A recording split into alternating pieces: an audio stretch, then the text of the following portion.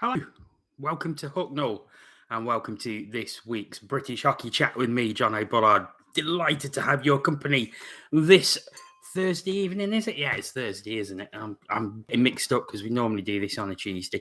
So thank you very much to everyone who is coming along, and thank you to everyone who sent in questions as well to discuss this evening. If I could ask you, as always, to tweet this link out, I would be very much appreciative. The link has just gone out on my Twitter at John O'Bullard, and I will be keeping an eye on that if you want to send any last minute questions or just pop them in the chat to the right hand side, and I will pick them up from there. Am I out of isolation yet? Yes, I came out of isolation on Friday of last week. So, yes, totally COVID free.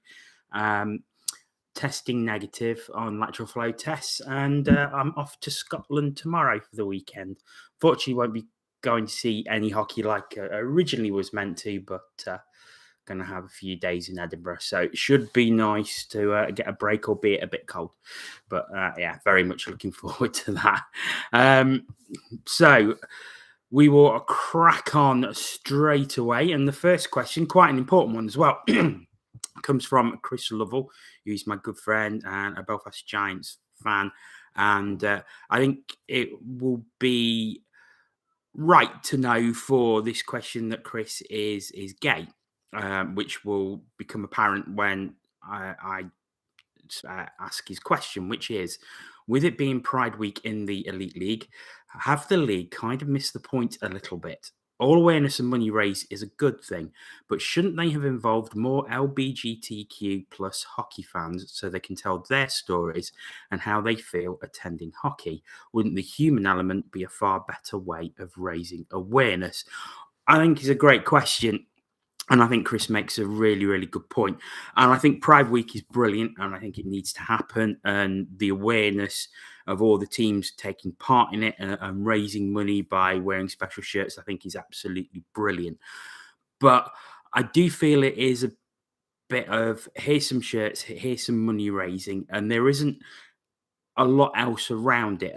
That's what I'm feeling at the minute. I don't know if anybody else watching feels exactly the same, but I think it would be good to have stories from fans of teams who are in the LGBTQ plus community, and get their stories. How do they feel about attending hockey? Do they feel safe attending hockey? Do they feel that it is all inclusive? And I think these are the things that we need. These are the stories that we need. And this is the sort of awareness that we need as well. I think a person like myself, I mean, I'm straight. I'm getting on for middle age, probably am middle aged. And I would like to stand more of those stories and more of how people from that community feel about going to hockey. Do they think it's safe? Do they think enough is being done? Do they think it is all inclusive? And I think that would be a far better way of raising awareness. As good as having the shirts and raising money for LGBTQ plus charities is great. I just think that sort of human element, that those stories would help him in raising awareness further. I mean, what do you think? Do you think that's a fair point? Do you think Chris makes a fair point now? Because I certainly think he does. And I know it's something that he's incredibly passionate about, and it's something he feels very, very strongly about. Having speak to him, he's one of my very good friends. We was having a chat earlier today about this.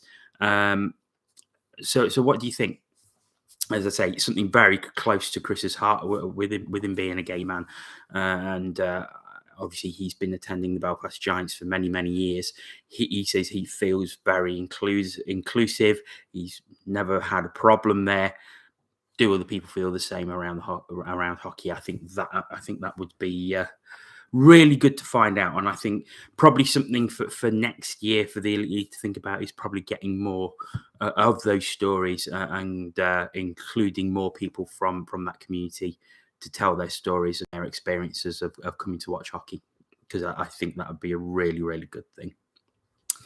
Okay, we'll move on to the next question. It comes from Richard Bradley, who's a Panthers fan. And he says, Jack Hopkins seems to be racking up points for fun in the EIHL, but barely getting a look in at a severely depleted Panthers. Is Nottingham the best place for his development? Really good question. I'm a big fan of Jack Hopkins, and anyone who's witnessed my commentary on the Lions when Jack Hopkins was playing for them in the spring will know what a great admirer I am of him. He had a fantastic weekend for Telford last weekend. Scored 3 goals and 5 assists in 2 games. His 3 goals coming on Sunday, a hat trick. So I think he's scoring in the region of getting on for 2 points a game in the National League. Though this is his first season in the National League as well, so he's doing extremely well. And has really taken to it. And don't forget, he's still only 17 years old. I think I'm not quite sure when he turns 18. But he isn't really getting much ice time for the Panthers. He was in the roster for Tuesday's game in the Cup against Guildford. I recall him getting 1 shift. I don't recall him getting many others apart from that. And the thing is, when he comes and plays for the Panthers, when he just get on the ice, he's playing or expected to play more of a grinding role, sort of a shutdown role. That's not his game. He's a natural goal scorer. He's a natural point scorer. And for me, I think if he's going to come and play at the Panthers, he needs to be having time on the top 2 lines, I think, because he can then get the positions playing with better players and try and use the natural talents he has to put up some points and score some goals. I think that would be the best use of him. So is Nottingham the best place for his development? I've got to be honest, I'm not so sure at the minute. I think if he was going to play in the Elite League, and those who know me won't be surprised to hear me say this, but I think that maybe the Manchester Storm would be a better fit for him, because Ryan Finnerty is geared to giving younger British players a chance. You only have to see what he's done with Joe Hazeldine and Harry Gulliver, for example. He gives those British players a chance. He gives them minutes. So I think Jack Hopkins would benefit more from actually playing there at the moment. Obviously, he's going to be attached to the Panthers for the rest of the season. He's doing a fantastic job at Telford, but I think he needs ice time. He needs valuable minutes, and for me, he needs to be put on one of the top 2 lines when he does get some ice time, because that is where his talent is. His talent is point and goal scoring. He's not a grinding player. He's not a shutdown player. His best position is trying to score points, trying to score goals. So we'll see if anything happens. Jack Hopkins to the CHL. I think that could be a possibility, Mark. I certainly don't think it's out of the question at all, and that would do wonders for his development. It'd be interesting to see if he's actually getting watched by any scouts from Canada at the moment. Be very interested to see if that's happening. What else does Mark say? Do we put 2 and 2 together and get 5? Dave Whissel leaving Leeds very abruptly, and Nottingham still without a head coach. I think that's the case. I think what happened yesterday is a lot of people read Phil Harrison's Yorkshire Post headline and didn't read the article. And it's a logical conclusion to reach. A very experienced coach in Dave Whissel leaves his job at Leeds Knights in the National League, and it's a natural assumption for people to jump to the conclusion that he will be coming to Panthers with them having a head coach vacancy. However, if you read into the article, it was actually a disagreement with the owner, Steve Knell, of the Leeds Knights, where he wanted to move Whissel into just his general manager and development role and bring in another head coach, which Dave Whissel didn't agree with, and that is why they parted ways by mutual consent. I wouldn't be against Dave Whissel joining the Panthers as head coach. He's got a wealth of experience, but I don't think it's going to happen. I think it's just probably not even been talked about.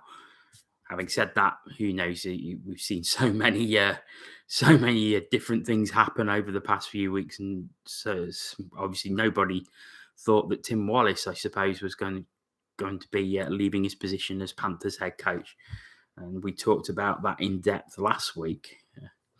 What about Paul Adey? Is he wasted as a TV co-commentator?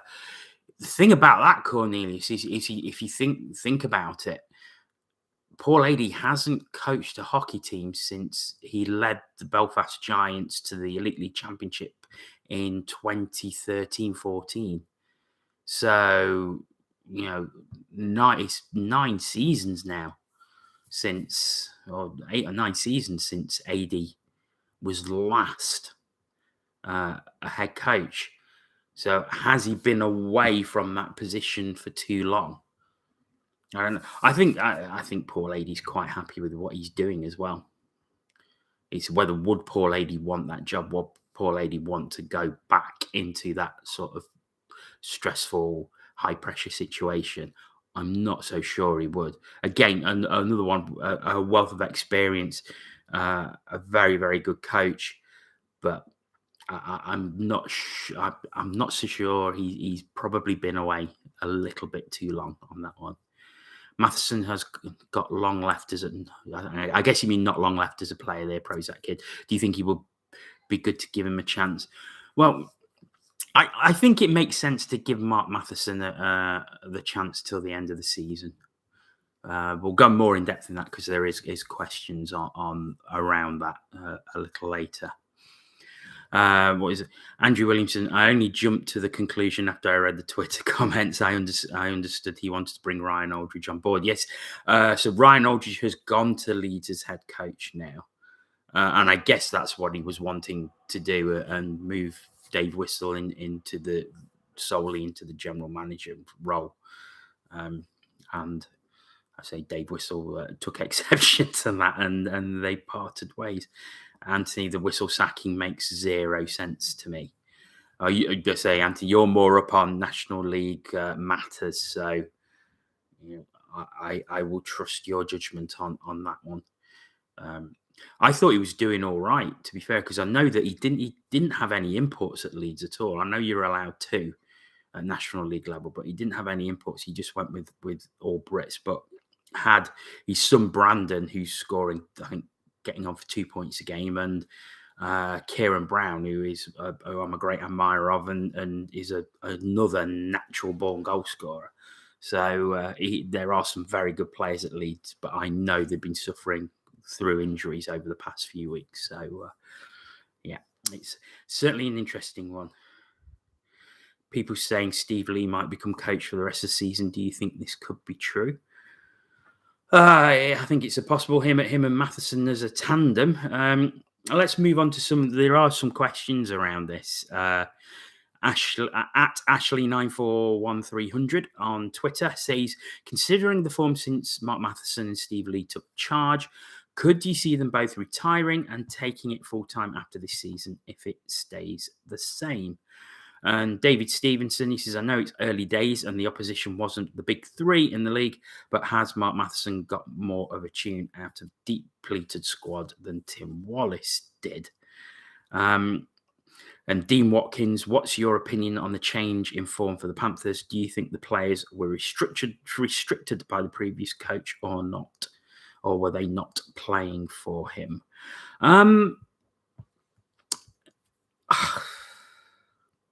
Interesting ones, because I think it makes sense to give Mark Matheson and Steve Lee till the end of the season, regardless of 3 very good wins, and it's refreshing and it's a relief that they've gone into it and they've had 3 wins. But you've got to remember that the 3 wins were against Guildford, who I think are now on a 10-game losing streak.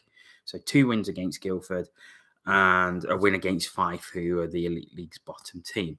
So, it's not like they've got wins against the Steelers or the Giants or the Devils, for example. And I'm not wanting to be disparaging to to getting 3 wins, because it's fantastic that the Panthers have come out of the shock of Tim Wallace leaving and put 3 performances together.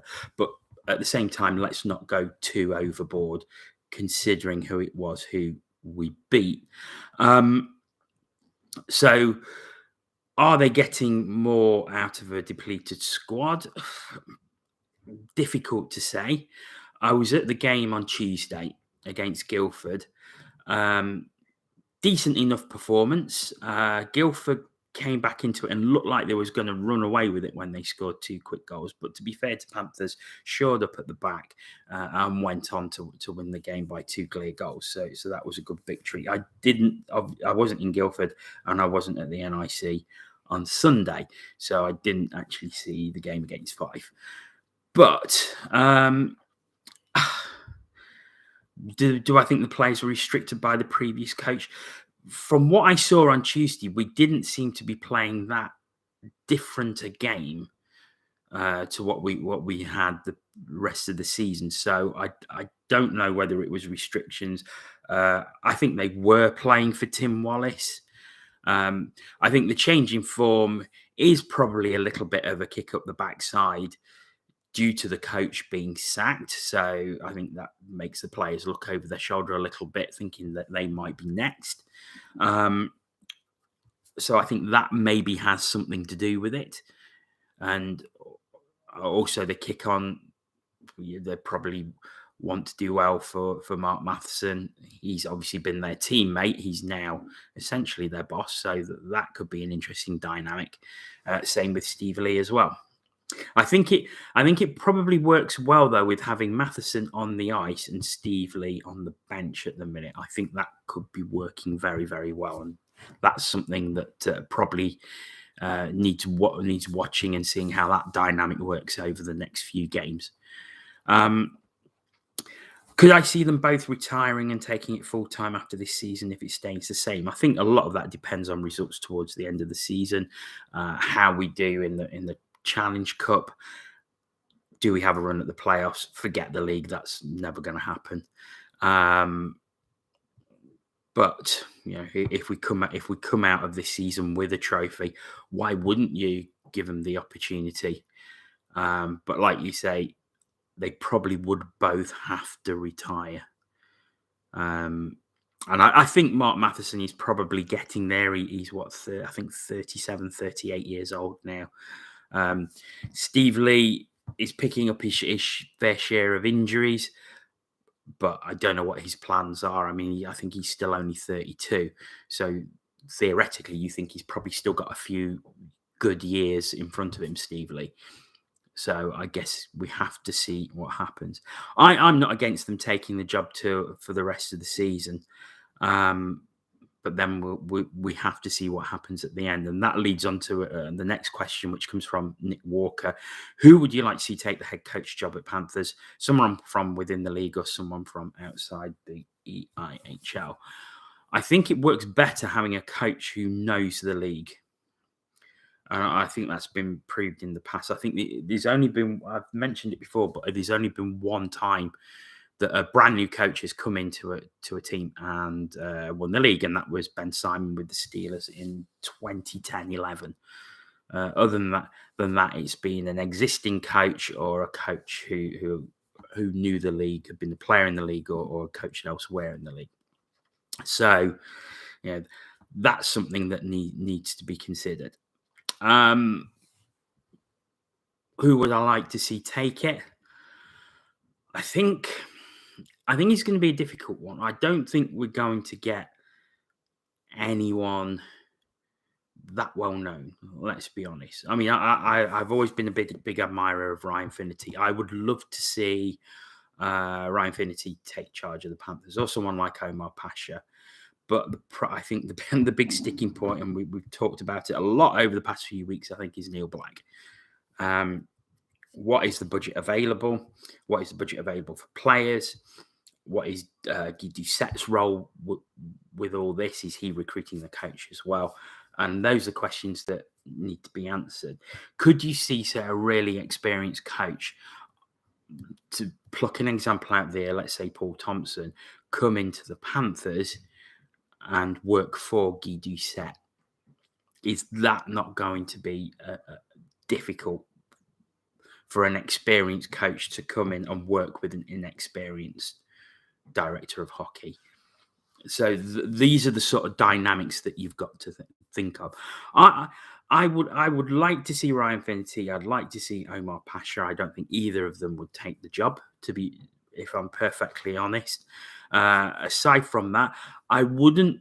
And a lot of people are probably going to shout at me for this, especially Panthers fans, but I wouldn't object to someone like Paul Thompson coming in.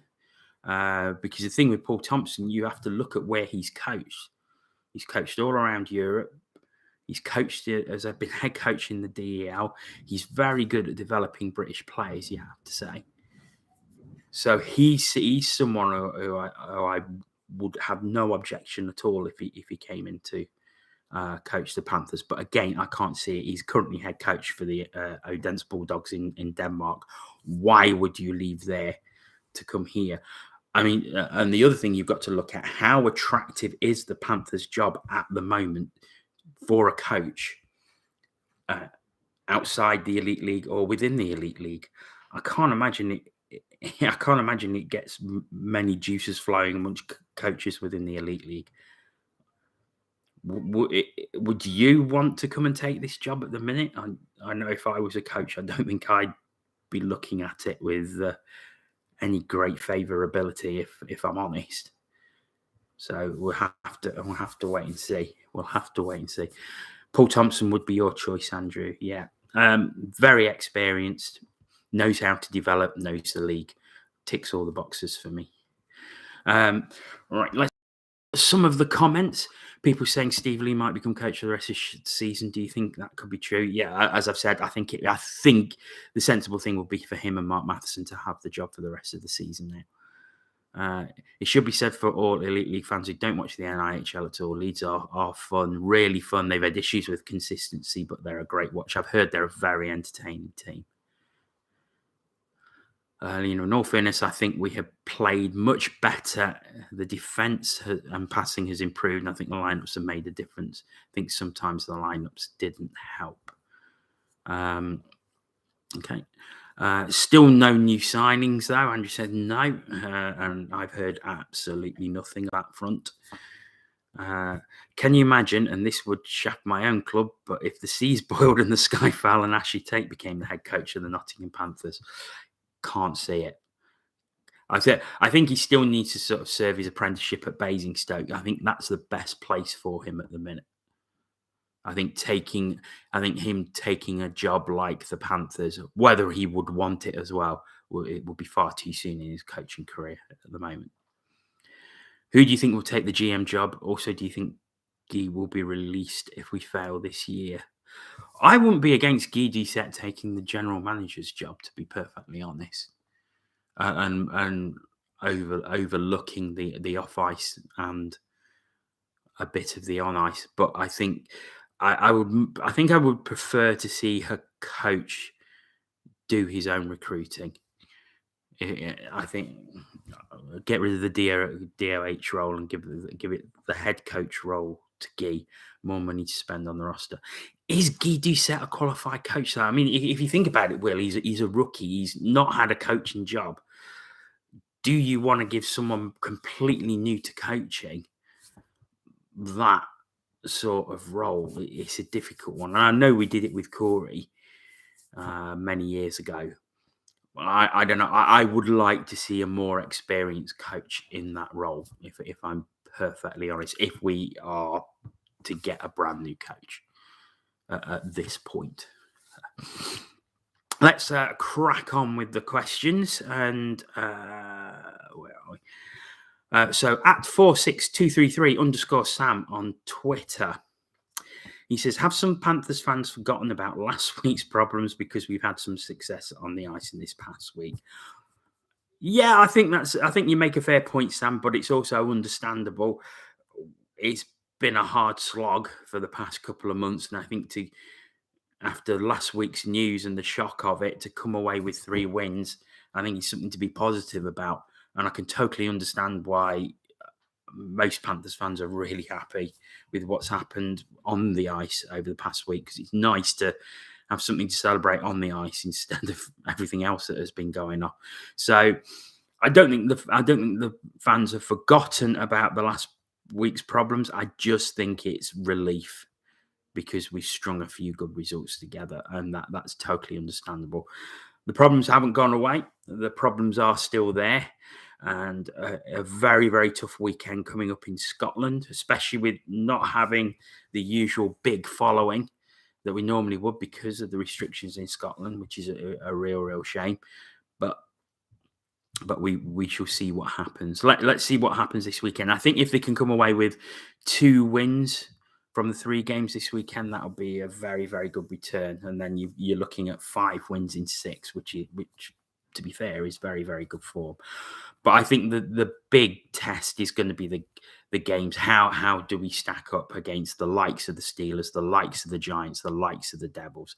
They're going to be the games that tell us the most. So they are going to be the ones to watch, I think. Andrew Williamson, Gary Moran will be a hard act to follow. He will. And I think it's become apparent with everything that's everything that's been going off over the past week or so, how much pressure Gary Moran took away from Neil Black. If you look at the sort of the amount of flack that Neil Black has come in for over the past 2 or 3 weeks, didn't really used to happen before, because it was Gary Moran who used to take it. So he was clearly an astonishing deflection for Neil Black. He protected Neil Black. Now Neil Black is a bit exposed because of, sadly, what's happened to Gary, and now he's the one who fans want answers from, and understandably so. So yes, I think Gary will be a hard act to follow, and I'm sure Neil Black's feeling that at the minute, without a doubt. Craig Bondas, Sean Richards as a find for me has been great. He isn't scared of others, even got in Lyndon Springer's face the other week. How do we find more of these gems, and do we think the problem was with Tim? Had he lost the locker room, as the same players seem to be happier and playing better? Again, I think the last part of your question, I think I've already answered. But yeah, Sean Richards, 2 goals against Guildford in the Cup. I think he scored against Fife on Sunday as well. A good find from the Canadian Youth Sports League. Not played pro before, has now found his feet. He's very quick, works very hard, and he's now starting to put the points up as well, which is great to see. The only way you find these sort of players, I suppose, is by some sort of scouting network. I don't think there is much of a scouting network in the Elite League, to be perfectly honest. But if we can uncover players like this, and to be fair, it tends to be teams like Dundee, Manchester, Guildford are another one, who tend to uncover these types of players. So for us to pull a player who, let's face it, when he came, didn't look anything too special. He didn't look anything out of the ordinary based on the stats that he came with, but he's really, he's really grasped the handle, and he's really come on and taken his opportunity. So fair play to him. Yeah, the first time I saw him, I sort of liked him because I could see how hard he was working. He was really, really busting a gut at both ends of the ice. So I really like that sort of player. So very, very happy with his contribution, and let's hope he can keep it up. I mean, I know he came in as injured reserve, so I don't know if he's been given the permanent contract or under a contract extension yet. But I don't think anybody would be too unhappy if he did receive that, because I think he deserves it with the performances that he's been putting in. Okay, let's move away from Panthers for the last set of questions. First one from Howard Walkington, who I believe is a Guildford Flames fan. He says, at the very end of overtime, Steelers versus Flames last weekend on Sunday, all 3 of the Flames players skating received 10 minutes penalties for abusing the officials. What was the purpose of awarding such penalties if the match is finished? Misconducts can be given at any time. It doesn't matter that the match is finished. They can be given, especially if they're giving the referee verbals. Now, having seen what happened in that game, having watched some of the highlights today, and for those that don't know, the game went to overtime. Flames were put on the penalty kill and Steelers scored on the subsequent power play in OT. Having watched the footage, it's an incredibly harsh penalty. In fact, well, it's a poor penalty, and I could understand why the Flames were absolutely fuming about it, and I can understand why all three players on the ice received 10-minute penalties, because they weren't happy. It was a shocking decision. Anybody see, go to Steelers TV, watch the highlights of the game on YouTube, and tell me that that's a stonewall penalty, because I think he gets the book. So yeah, it's I thought it was a shockingly bad decision when I came to watch it. My wife, of course, who is a Steelers fan, said it was an absolute blatant penalty and no one complained, which is obviously not the case. But yeah, I think the orange blinkers were on for that one. But yeah, not a penalty for me, not a penalty at all. But to answer on the IC penalty, Greg Hewitt. Giants, JJ Piccinich, Scott Conway, and David Goodwin, the top line, and if not, who is? At the moment, there's no doubt for me. The only other line producing points like them is Reed, Dixon, and Crandall at Devils. Greg is a Devils fan, but yeah, I've tweeted this out a couple of times. I tweeted it out when Giants play Panthers the other week, and I tweeted it out last night as well. And yeah, they are by far and away the top line in the Elite League, by a country mile, scoring loads of points. Absolute joy to watch. I said, I think I asked a question when I did one before the start of the season, who is the best off-season signing, and I said Scott Conway. The fact he's a Brit, I think that's just been a stunning piece of business by the Giants. And that line, JJ Piccinich for me, one of the best players in the league. Conway, one of the best players in the league. Goodwin just complements that line brilliantly. They were phenomenal last night against Coventry. And they were absolutely phenomenal against us on the 3rd January. They are brilliant. Brilliant line. And yeah, the top line in the Elite League by a country mile for me. Absolute country mile. I don't think any other line comes close.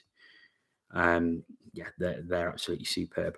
And that brings me on to a question from Will Hobson. I don't know. I know he's commented. I don't know if he's still on, but if you are, Will, your question coming up. Why is it that people can't appreciate another team's players without Steelers fans taking exception to their players not being mentioned? And I think this relates to a tweet that Chris Ellis put out last night, where he was saying that Piccinich, Conway, and Goodwin are the top line in the Elite League. This got quote tweeted by the Sheffield Steelers official. You are. Good. You'll probably enjoy this then, Will.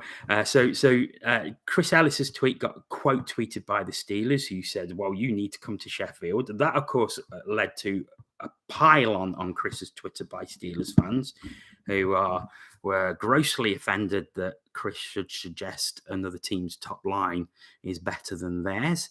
And yeah, Steelers fans puzzle me. And they have. And I live with two, so I get to study them at close range.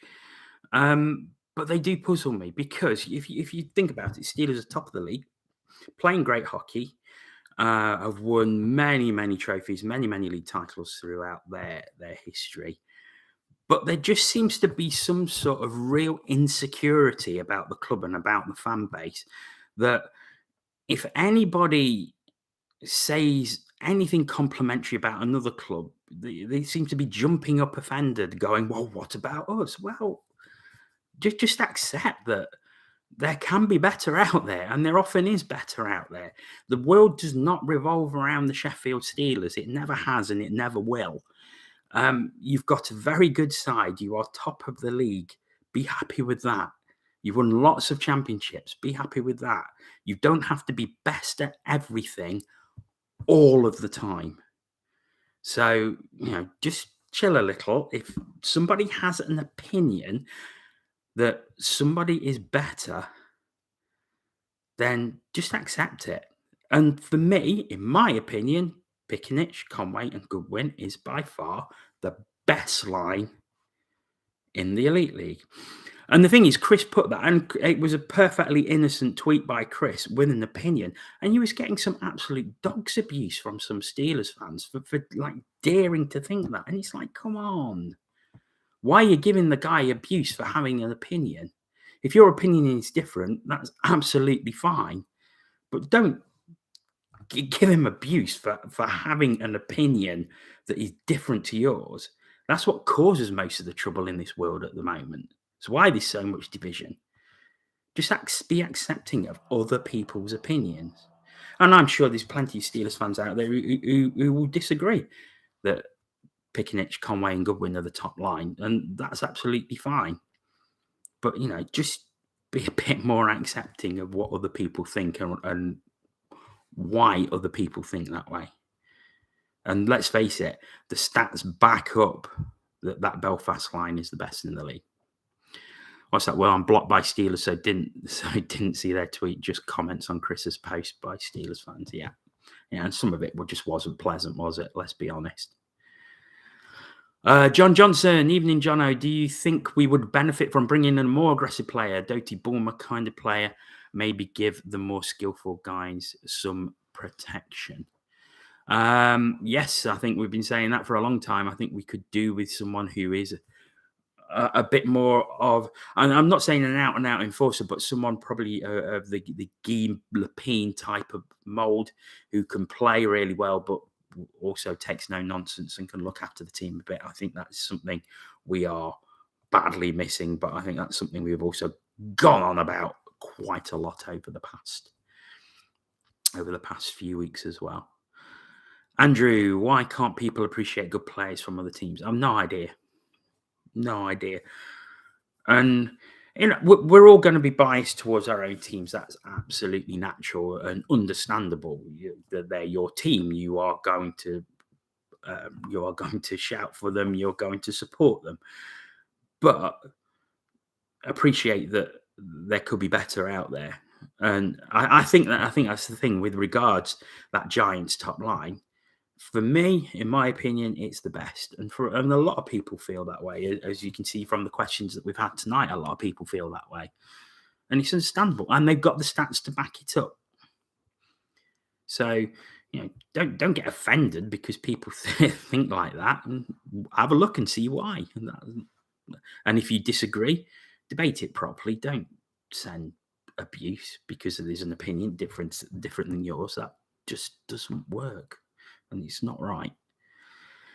Okay, final question, and I think it's a bit of a tongue-in-cheek one, and it comes from Lee Baton, and I think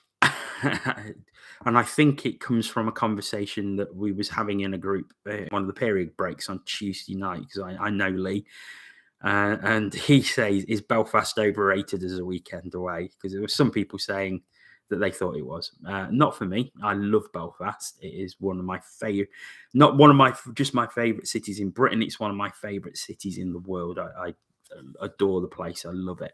I would go to Belfast as much as I can. I've worked there. I've gone there as a fan. Worked on events. It is a fabulous place. So is it overrated as a weekend away? Not for me. It's not. But if people feel it is, that's their opinion. I think they're wrong, but there you go. But no, Belfast is a great place. And let's have a look. Will Hobson, I would kill to have any of those three at Panthers. Yeah, me too. JJ and Scott could easily be playing in the AHL, in my opinion. No surprise to me to see them and Goodwin dominating the EIHL. Yeah, I think the thing with Piccinich as well, he's only 25 and was a first-round draft pick, but didn't really get his opportunity in the AHL. But there is that link because he played for the Marlies under Sheldon Keefe. So is that the link that brought him to Belfast? I think it probably is. Glenn M, I appreciate the Giants, but Valorant, Dowd and Armstrong are a great line. They are a great line. P.S. I didn't abuse Chris. I just didn't agree with the opinion that he had. I didn't say you did, Glenn, but there was a lot of abuse towards him from Steelers fans in replies to him. But I mean, you are perfectly valid to say that Valorant, Dowd and Armstrong is a great line. It is a great line, but for me, not in the same street as the Piccinich, Conway and Goodwin one. And to be fair, Glenn, you are a Steelers fan, so maybe there is a little bias in what you're saying. But yeah, that's a fair enough opinion. It's a fair enough opinion. Belfast is beautiful. Visited a few times when my late friend was alive. Yes, it is. Yeah, it's a beautiful city. Okay, there's nothing come through on Twitter, and that's me out of questions. It's 41 minutes, so not an hour like last week. I don't agree that it should abuse Chris. No, of course they shouldn't. Of course they shouldn't. Okay, any more questions before I go? And just a reminder that Mark Rackham is on, and the Hockey Across the Pond podcast. There'll be a new episode coming up of that shortly, I believe. If you're still on, Mark, just if you can let us know when that may be out. Scotland's indoor ban probably end on the 24th of January, so I managed to thrash Whitley on Sunday. Yeah, 9-0, wasn't it? I saw that. Mind you, wasn't there a few brawls in that one? I did sort of see that come through on social media. There was quite a few brawls in that game. It was quite an interesting one, I think. Right, I think that's about it. There's nothing else coming through. Every Sunday like clockwork. So yeah, Sunday, new episode. Hockey Across the Pond. Do check that out if you get the opportunity. Mark and Caitlin do a great job on that podcast. Okay, that's me for this evening. Thank you so much for joining. Thank you so much for sending questions as usual. Thank you so much for getting involved in the discussion in the chat. It really helps make the show. So until next week, probably choose back to the normal Tuesday slot. So if you have any questions, then do get them in. I'll take them any time of the week at John O'Bullard on Twitter. DMs are always open if you want to send them through the direct message. So until then, have a great weekend. Enjoy the hockey wherever you're going to watch it. And I'll speak to you again next week. Take care. Bye-bye.